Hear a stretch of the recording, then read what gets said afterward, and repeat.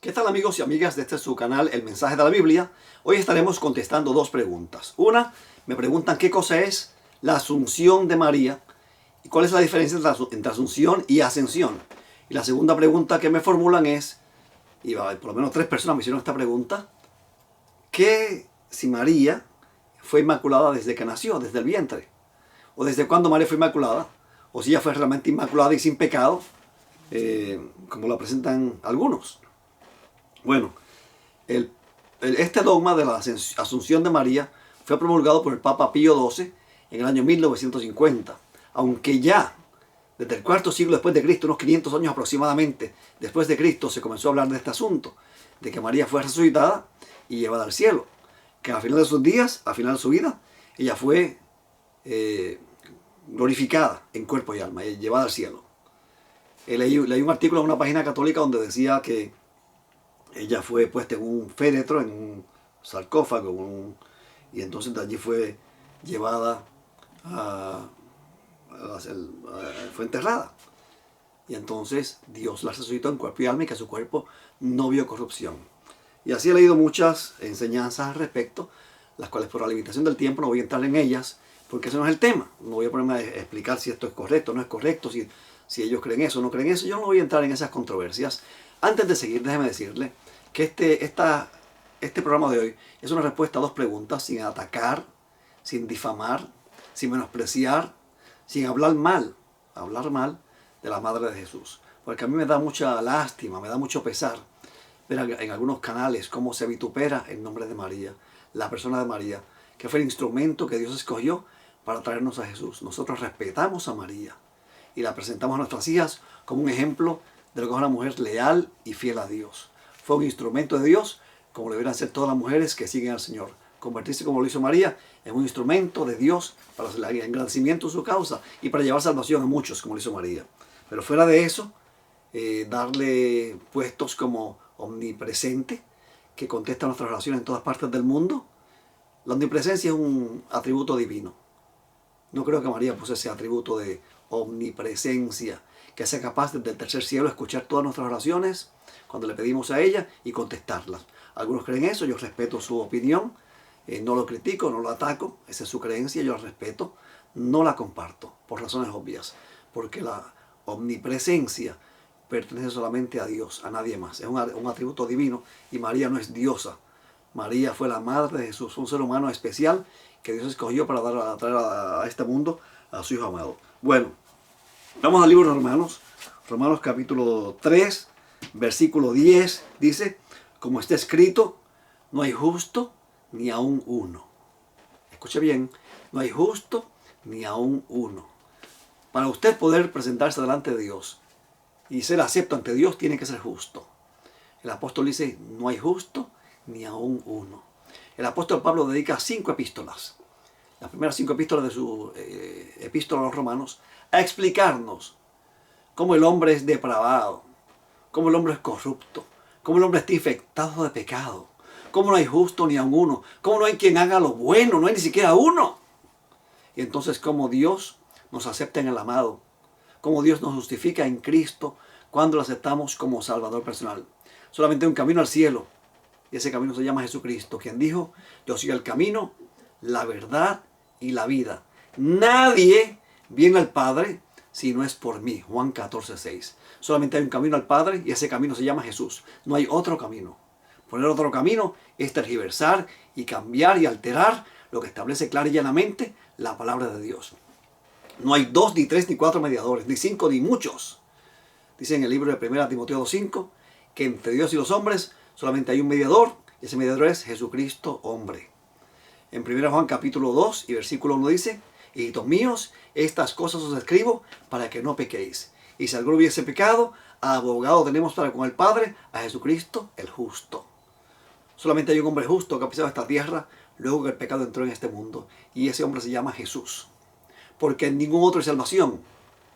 Porque no hay otro nombre dado a los hombres en la tierra en quien podamos ser salvos. Y ese nombre es Jesús. El nombre que es sobre todo nombre. El Hijo de Dios. Así que no hay justo ni aun uno. La única forma en que podemos ser justos es si Dios nos justifica en Cristo Jesús. No hay otra forma, no hay otro nombre, no hay otro medio. En el libro de Romanos hay otro versículo más bien interesante. En Romanos capítulo 5 y versículo 12 dice: por tanto, así como el pecado entró en el mundo por medio de un hombre, y por medio del pecado la muerte, así también la muerte alcanzó a todos los hombres, por cuanto todos pecaron.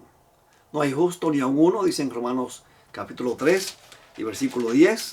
Y ahora dice que todos estamos infectados de pecado. Que el pecado entró en el mundo por medio de un hombre, por medio de Adán.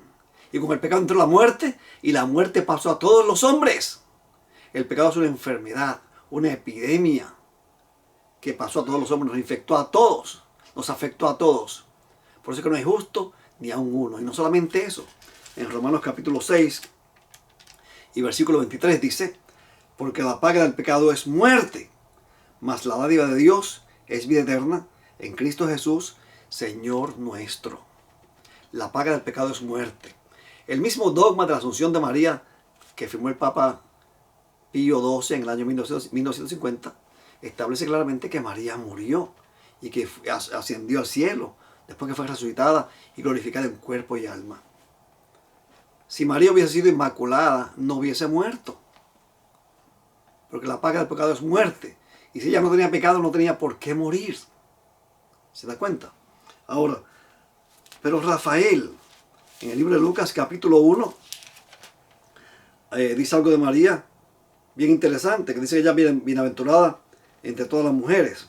Sí, pero antes de contestar esa pregunta, quiero contestar otra. Si quiero seguir con la misma pregunta de la que estamos hablando primeramente.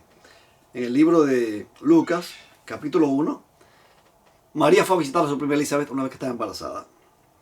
Y entonces en el versículo 46 dijo María: y engrandece mi alma al Señor, y mi espíritu ha saltado de gozo en Dios mi Salvador. María reconoció que Dios era su Salvador. Si María necesitó un Salvador y llamó a Dios su Salvador, fue porque fue redimida del pecado por Dios. Como lo son todos los hombres que aceptan a Cristo como Salvador personal. Como son aquellos que apelan a ese nombre que es sobre todo nombre. Y aceptan el ofrecimiento que Dios nos hace en Cristo Jesús. Porque de tal manera amó Dios al mundo que ha dado a su Hijo único, para que todo aquel que en él crea, o que todo aquel que en él cree, no se pierda, mas tenga vida eterna.